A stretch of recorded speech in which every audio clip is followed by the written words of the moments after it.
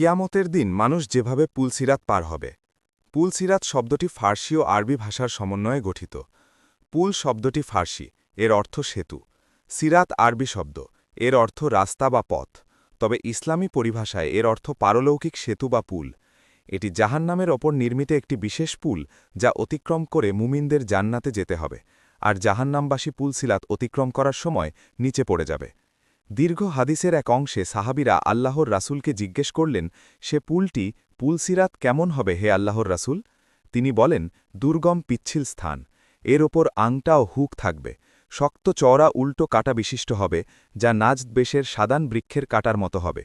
সে পুলের ওপর দিয়ে ইমানদারগণের কেউ পার হয়ে যাবে চোখের পলকের মতো, কেউ বিদ্যুতের মতো, কেউ বাতাসের মতো, আবার কেউ দ্রুতগামী ঘোড়া ও সাওয়ারের মতো। বুখারী হাদিস ৭৪৩৯।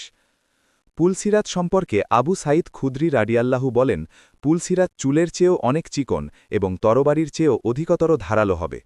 অন্য বর্ণনায় রাসূল সাল্লাল্লাহু আলাইহি ওয়াসাল্লাম বলেছেন, পুলসিরাত হবে খুরের চেয়েও অনেক ধারালো। মুসলিম হাদিস ১৮৩, মুস্তাদরাকে হাকেম হাদিস ৮৭৩৯। ভয়াবহ এই পুলটি প্রতিটি মানুষকে অতিক্রম করতে হবে, কারণ এর মাধ্যমে প্রত্যেকেই তার আপন জায়গায় পৌঁছবে। পুলসিরাতে মুমিন ও মুনাফিকদের অবস্থা। পুলসিরাতে মুনাফিকদের অবস্থা হবে খুবই ভয়াবহ, কারণ পুলসিরাত হবে অন্ধকারাচ্ছন্ন। আল্লাহর পক্ষ থেকে নূর অর্থাৎ আলো ছাড়া তা পার হওয়া কখনো সম্ভব নয়। এক হাদিসে আল্লাহর রাসূল বলেন, কিয়ামতের দিন মুনাফিক হোক বা মুমিন হোক, প্রত্যেক মানুষকেই নূর প্রদান করা হবে, তারপর তারা এর অনুসরণ করবে। জাহান্নামের পুলের ওপর থাকবে কাঁটাযুক্ত লৌহ শলাকা। আল্লাহ যাকে ইচ্ছা করেন তাকে সেগুলো পাকড়াও করবে। অতঃপর মুনাফিকদের নূর নিভে যাবে, আর মুমিনগণ মুক্তি পাবেন। মুসলিম হাদিস ১৯২, মুসনাদে আহমদ হাদিস ১৪৭৬৩। ইবনে আব্বাস রাদিয়াল্লাহু বলেন, মানুষ যখন অন্ধকারে থাকবে তখন আল্লাহ তাদের কাছে নূর প্রেরণ করবেন। মুমিনরা নূর দেখে সেদিকে ধাবিত হবে। আল্লাহর পক্ষ থেকে প্রাপ্ত এই নূরই তাদের জান্নাতে যাওয়ার দলিল হবে। ফাতহুল কাদির ৫-২০৫। এ প্রসঙ্গে ইমাম ইবনে আবিল আল হানাফি রহিমাহুল্লাহ বলেন, এই অন্ধকার স্থানে মুনাফিকরা মুমিনদের থেকে আলাদা হয়ে যাবে। মুমিনরা সামনে অগ্রসর হবে, কিন্তু মুনাফিকরা তাদের থেকে পেছনে পড়ে থাকবে। তাদের মাঝে প্রাচীর দিয়ে মুমিনদের থেকে পৃথক করা হবে এবং মুমিনদের নিকটে আসতে বাধা দেওয়া হবে। যেমন আল্লাহ বলেন, যেদিন মুনাফিক পুরুষ ও নারীরা ঈমানদারগণকে বলবে, তোমরা একটু থামো, তোমাদের থেকে কিছু আলো নিয়ে নিই। তখন বলা হবে, পেছনে ফিরে যাও, সেখানে আলোর সন্ধান করো।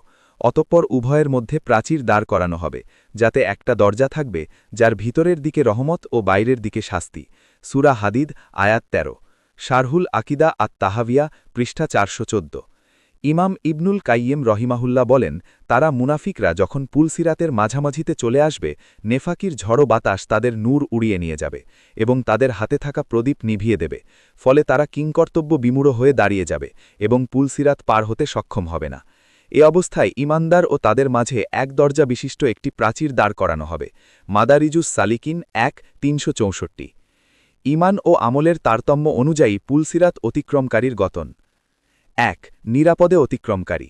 যারা পূর্ণ ঈমানদার, সৎকর্মশীল, কবিরা গুনাহ থেকে মুক্ত, মৃত্যুর আগে খালেস তওবা করে, তারা নিরাপদে আগুনের তাপ ও স্পর্শ অনুভব না করেই পুলসিরাত পার হয়ে যাবেন। দুনিয়াতে নেক আমলে যিনি যত অগ্রগামী ছিলেন, পুলসিরাতেও তার গতিও অনুরূপ হবে। রাসূলুল্লাহ সাল্লাল্লাহু আলাইহি ওয়াসাল্লাম বলেছেন, আগুনের ওপর দিয়ে লোকজন অতিক্রম করবে, তারা তাদের আমল অনুপাতে অতিক্রম করতে থাকবে। তাদের প্রথম দল বিদ্যুৎ চমকানোর মতো দ্রুত বেগে পার হয়ে যাবে, পরবর্তী দলটি বাতাসের বেগে, তারপর দ্রুতগামী ঘোড়ার বেগে, তারপর উষ্ট্রারোহীর বেগে, তারপর মানুষের দৌড়ের গতিতে, তারপর হেঁটে চলার গতিতে অতিক্রম করবে। তিরমিজি হাদিস ৩১৫৯। ক্ষতবিক্ষত হয়ে অকৃমকারী। মুসলিমদের মধ্যে যারা পাপাচারে লিপ্ত হয়েছিল, তারা তাদের পাপের পরিমাণ অনুযায়ী পুলসিরাতে শাস্তিপ্রাপ্ত হবে। রাসূলুল্লাহ সাল্লাল্লাহু আলাইহি ওয়াসাল্লাম বলেছেন, পুলসিরাত জাহান্নামের দুই তীরের সঙ্গে যুক্ত থাকবে। মানুষকে তার ওপর দিয়ে অতিক্রম করতে বলা হবে। কতক ব্যক্তি সেখানে কাটার আঁচড় খেয়ে ক্ষতবিক্ষত হবে, তারপর নাজাত পাবে। মুসনাদে আহমদ হাদিস ১১১১১। এই দলের লোকদের ব্যাপারে ওলামায়ে কেরাম বলেন, এই শ্রেণীর অন্তর্ভুক্ত হবে তারাই যারা পাপ কাজ করেছে এবং বিভিন্ন ধরনের ভুল ত্রুটি করেছে। পুলসিরাতের আকরা তাদের আক্রমণ করবে, ফলে তাদের শরীর ক্ষতবিক্ষত হবে। অতঃপর তারা তাদের পার্থিব জীবনে প্রেরিত নেক আমলের কারণে আল্লাহর দয়ায় মুক্তি পেয়ে জান্নাতে যাবে। আল মৌসুয়াতুল আকাদিয়া ৫-১৪। ৩. জাহান্নামে নিক্ষিপ্ত। পুলসিরাত অতিক্রমকারীদের মাঝে বড় দলটি তাদের পাপের কারণে আটকে যাবে এবং জাহান্নামে নিক্ষিপ্ত হবে। রাসূলুল্লাহ সাল্লাল্লাহু আলাইহি ওয়াসাল্লাম বলেছেন, পুলসিরাত জাহান্নামের দুই তীরের সঙ্গে যুক্ত থাকবে। মানুষকে তার ওপর দিয়ে অতিক্রম করতে বলা হবে। কতক ব্যক্তি সেখানে আটকে যাবে এবং মুখ থুবড়ে জাহান্নামে নিক্ষিপ্ত হবে। মুসনাদে আহমদ, হাদিস ১১,১১১। পুলসিরাত অতিক্রমকালে কাফিরদের অবস্থা। আল্লাহ তাআলা বলেন, তোমাদের প্রত্যেকেই পুলসিরাত অতিক্রম করবে, এটা তোমার রবের অনিবার্য সিদ্ধান্ত। সূরা মারিয়াম, আয়াত ৭১। এই আয়াতের ব্যাখ্যায় মুফতি তাকি ওসমানী বলেন, এর দ্বারা পুলসিরাত বোঝানো হয়েছে, যা জাহান্নামের উপর স্থাপিত। মুসলিম, কাফির ও পুণ্যবান ও পাপিষ্ঠ নির্বিশেষে সবাইকে তা পার হতে হবে। হ্যাঁ, পার হতে গিয়ে তার অবস্থা কেমন হবে তা পরবর্তী আয়াতে ব্যাখ্যা করা হয়েছে। মুমিন ও নেককার লোক তো এমনভাবে পার হবে যে জাহান্নামে কোনো কষ্ট তাদের স্পর্শ করবে না। তারা নিরাপদে তা পার হয়ে জান্নাতে চলে যাবে। অপরপক্ষে যারা কাফির ও পাপী, তারা তা পার হতে পারবে না, তারা জাহান্নামে পতিত হবে। তৌজিহুল কোরআন ২:৩২। তাই পুলসিরাতের এই ভয়াবহ অবস্থা থেকে পরিত্রাণ পেতে নেক আমলের বিকল্প নেই। মহান আল্লাহ আমাদের সবাইকে এই কঠিন শাস্তি থেকে নিরাপদ রাখুন।